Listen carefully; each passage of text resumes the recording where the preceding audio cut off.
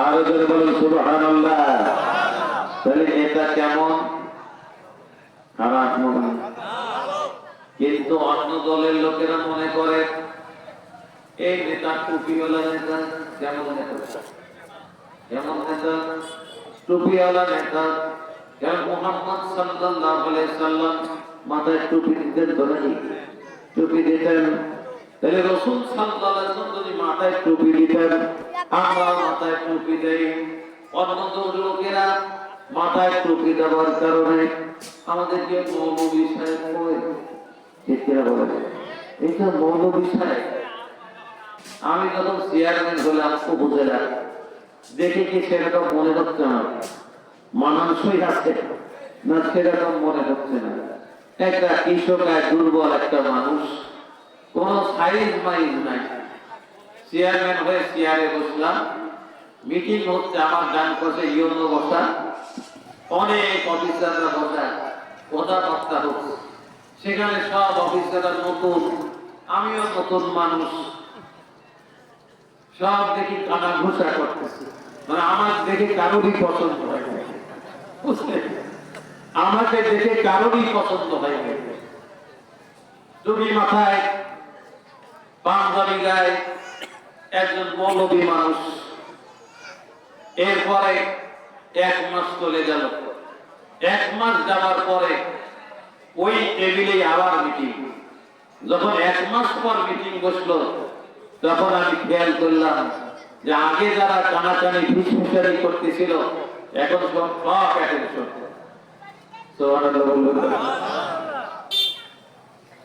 টুপি মাথায় থাকলেই আমাদের দেশের মানুষেরা তাদেরকে অযোগ্য মনে করে।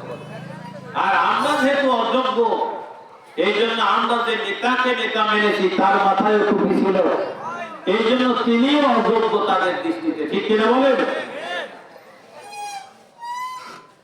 এই জন্য ওরা রাসূলকে নেতা মানতে চায় না। ওরা নেতা মানে হলো ইরশাদারি। কি ঠিক বলি নাই? কার নেতা মানলো? এরশাদ হোসেন, হোসেন মোহাম্মদ এরশাদ হলো ওদের নেতা, তাদের আদর্শের সৈনিক। ঠিক কিনা বলেন? পাছা পিটায় লাল বানা দেবে ফেরেশতারা। ঠিক কিনা বলেন? রেডি আছে না? আছে তো রেডি? হাত করে নিয়ে। ঠিক কিনা বলেন? এবার দেখলেন না গোপালগঞ্জের কিছু পাছা লাল করে দিল? দেখেন না আপনারা? হ্যাঁ, ওই রকম আল্লাহর ফেরেশতারা যারা টুপিকে গালি দেয়, যারা দাড়িকে গালি দেয়, যারা কোরআনকে গালি দেয়, ইসলামকে যারা গালি দেয়, আল্লাহর ফেরেশতা পিটানোর জন্য রেডি আছে। যেন চিৎকার দিয়ে বলে ঠিক কিনা? একবারে রেডি। আমার ভাইয়ের আলোচ্য বিষয় 3টা জিনিসের সঙ্গে আমাদের সম্পর্ক থাকা লাগে। 1 নম্বর হলো আল্লাহ। এই জন্য আল্লাহ পাক রব্বুল আলামিন ওই লাইন নবীকে বলে দিলেন, নবী আপনি বলে দেন আমার যারা বান্দা হবে, আমার যারা গোলাম, তারা যেন আমাকে ভালোবাসে।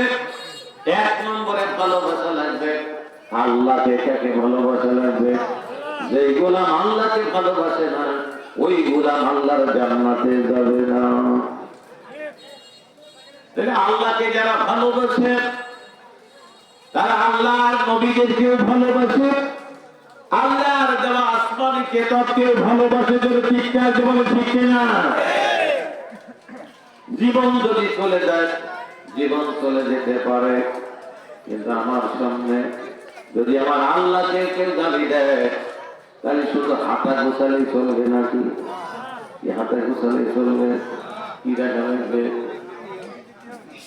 মুরব্বী ঠিক করছে, মারা লাগবে। কি মারা লাগবে? বলে কি মারা লাগবে? আমি ঘুষি মারলে চলবে না।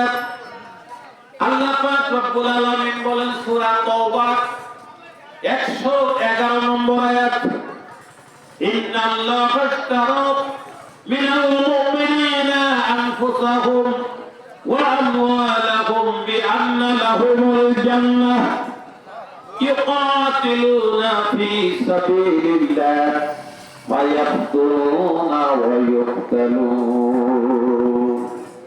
আল্লাহ বলেন ওরা হলো তারা যারা জান্নাতের বিনিময়ে নিজেদের জান এবং মাল আল্লাহর কাছে বিক্রয় করে দিয়েছে। সুবহানাল্লাহ। কার বিনিময়ে জান্নাত বিক্রি করেছে? জান্নাতের বিনিময়ে।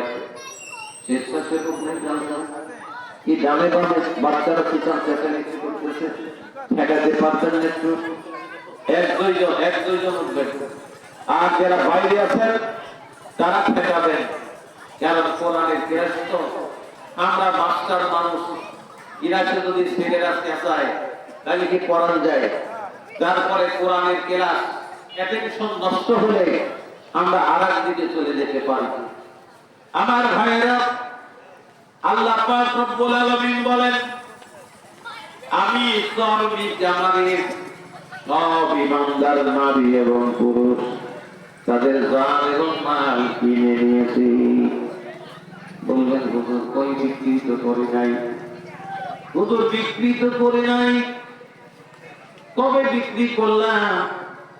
আল্লাহ রাসূল বলেন বিক্রি হয়েছে সেই দিন যেদিন সর্বি জামানের নারী এবং পুরুষেরা উচ্চারণ করেছে আশহাদু আল্লা ইলাহা ইল্লাল্লাহু ওয়া আশহাদু আন্না মুহাম্মাদান আবদুহু ওয়া রাসূলুহু। এই কলেমা যেদিন সর্বি জামানের নারী এবং পুরুষেরা তেলাওয়াত করেছে সেই দিন আল্লাহর সঙ্গে একটা চুক্তি হয়ে গেছে। চুক্তিটা হলো কার সঙ্গে? জোরে বলে না কার সঙ্গে? তাহলে আমাদের সম্পর্ক কার সঙ্গে? জোরে বলেন। আর হিন্দুদের সম্পর্ক কার সাথে? ভগবানের সাথে। খ্রিস্টানদের সম্পর্ক গডের সঙ্গে। মুসলমানদের সম্পর্ক, ইমানদারদের সম্পর্ক কার সঙ্গে? জোরে চিৎকার দিয়ে বলেন কার সঙ্গে? অলিখিত চুক্তি। এই চুক্তির মাধ্যমে আমি আমার জান এবং মাল আল্লাহ বলেন আমি নিয়ে নিলাম, যাও। আর আমার কাছে সবচেয়ে উন্নত মানের যে জিনিসটা আছে, আল্লাহর কাছে সবচেয়ে উন্নত মানের জিনিস যেটা দামি জিনিস, সেটা কি? জোরে বলেন, আরো জোরে। আল্লাহর জান্নাত। এই জান্নাত আল্লাহ তাআলা মুমিনদেরকে দান করে দিলেন। ভাই ভাই যাবেন কি জান্নাতে? যাবেন সত্যি সত্যি? কারা কারা যাবেন? মায়েরাও কাপড় মধ্যে হাত উঠাবেন, কারণ আল্লাহ তাআলার ফেরেশতারা রেডি আছে। সবাই তো আপনার আমার সঙ্গে তাকবীর দিয়ে হাত উঠাবেন। লিল্লাহি তাকবীর। আল্লাহ কবুল করেন, সকলে বলেন আমিন। কথা বোঝা যায়? বোঝা যায়? যদি না বোঝেন তাহলে কাগজ পাঠাবেন, আমি সংশোধনী দেব ইনশাআল্লাহ। আমার ভাইয়েরা, আল্লাহ পাক রব্বুল আলামিন আমাদের জান এবং মাল কিনে নিলেন জান্নাতের বিনিময়ে। তাদের কাজ কি? ইউকাতিলুনা ফি সাবিলিল্লাহ। তারা আল্লাহর রাস্তায় সংগ্রাম করে। কি করে? আল্লাহর রাস্তায় সংগ্রাম করে। ফায়াকতুলুন, প্রয়োজন যদি হয় কাফের বেঈমানদের জীবন নিয়ে নেবে, মুক্তি মারবে। ঠিক না বলেন? কি মারবে? ঘুষি। আর যদি ঘুষি না মারতে পারে তাহলে লাঠি। লাঠি যদি না থাকে, রাসূল সাল্লাল্লাহু আলাইহি ওয়াসাল্লাম যেইভাবে তরবারি ধরেছিলেন, যদি প্রয়োজন পড়ে ইসলাম যদি কেউ কেড়ে নিতে চায়, নাকি করবে? আমাদের কাছ থেকে যদি কেউ ইসলাম কেড়ে নিতে চায়, আমাদের শরীরে যার যতটুকু রক্ত আছে সবটুকু মাটিতে ঢেলে দিয়ে আল্লাহর জমিনে আল্লাহর দ্বীন কায়েম করার চেষ্টা করব ইনশাআল্লাহ। এই রাজি তো আপনারা? সত্যি রাজি? কারা কারা রাজি? হাত তুলে আবার বলেন তো আল্লাহু আকবার। আল্লাহ কবুল করেন, সকলে বলেন আমিন। আর যদি বলেন আমিন। আমার ভাইয়েরা, নাতি মনে হয় যা আমার ভাইয়েরা, আল্লাহ পাক রব্বুল আলামিন বলেন মূর্তি মারা লাগবে, কি মারা লাগবে? ঘুষি মারা লাগবে। ইকাতিলুনা ফি সাবিলিল্লাহ, আল্লাহর রাস্তায় সংগ্রাম করা লাগবে। বললেন হুজুর এখন তো সেইটা নাই। যখন এই আয়াত নাযিল হয় তখন মুসলমানেরা কাফের বেঈমানদের সঙ্গে যুদ্ধ করেছিল তরবারি নিয়ে। যখন ঠিক না আয়াত তুলুন, তরবারি বেড়েছে, কাফের বেঈমানদের জীবন নিয়ে নিয়েছে। ওয়ায়ুক্তালুন, আর যদি প্রয়োজন পড়েছে যুদ্ধের ময়দানে রক্ত ঢেলে দিয়েছে জমিনে। আল্লাহ পাক রব্বুল আলামিন ওই রক্তের উপরে কলেমার পতাকা করে উড়ে দিয়েছেন। মারহাবা। শহীদের রক্ত কখনো বৃথা যায় না। শহীদের রক্ত যেই জমিনে পড়ে ওই যেমন মরে যায় না, ও জমিন আরো তাজা হয়, তর তাজা হয়। ঠিক কিনা বলেন? ওই জমিন তর তাজা হয়, ওই জমিন কথা বলে, ওই জমিন আজ হোক আর কাল হোক আল্লাহর জমিনে এ কোরআনের রাত প্রতিষ্ঠিত হবে, কেউ ঠেকাতে পারবে না। যে চিৎকার দিয়ে বলেন আল্লাহু আকবার। চর নিচামারি, চর শব্দটা না থাকলেই ভালো হতো, তাহলে মনে হয় আপনারা জোরে কথা বলতে পারতেন নাকি? বালির মধ্যে কি আটকায় গেছে, তাহলে জোরে আল্লাহু আকবার বলতে পারেন না? জোরে বলেন আল্লাহু আকবার। মাশাআল্লাহ মাশাআল্লাহ মাশাআল্লাহ। আমার ভাইরা মায়েরা বোনেরা, তাহলে আল্লাহকে যারা ভালোবাসে, আল্লাহর বিরুদ্ধে যদি কেউ অবস্থান নেয় তাহলে তার বিরুদ্ধে ইমানদারদের অবস্থান নেওয়া লাগবে। ঠিক কিনা বলেন? আমার জীবনের দামের চাইতে আল্লাহর সম্মান ইমানদারের কাছে সবচেয়ে বেশি হওয়া চাই। ঠিক কিনা বলেন? কারণ আমার জীবনের কোনো দাম নাই, কারণ ওই আল্লাহ যিনি আমাকে সৃষ্টি করেছেন, তিনি যদি সৃষ্টি না করতেন তাহলে কি আমার কোনো দাম ছিল?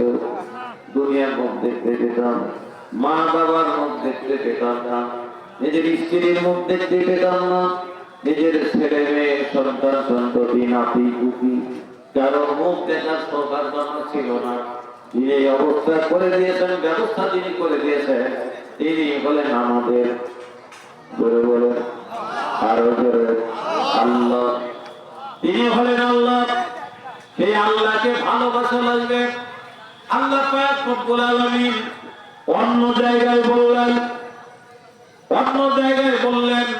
জাহিদু ফিল্লাহি হাক্কা জিহাদি ওয়াজতাবাকুম ওমা জাআলা আলাইকুম ফিদ-দীন মিন হারাজ মিল্লাতা আবিকুম ইব্রাহিম ওয়া সাম্মাকুমুল মুসলিমিন। ওই যে ভাই মুরব্বী বলেন মারালেন, আল্লাহ কয় জাহিদু ফিল্লাহ, আল্লাহর জন্য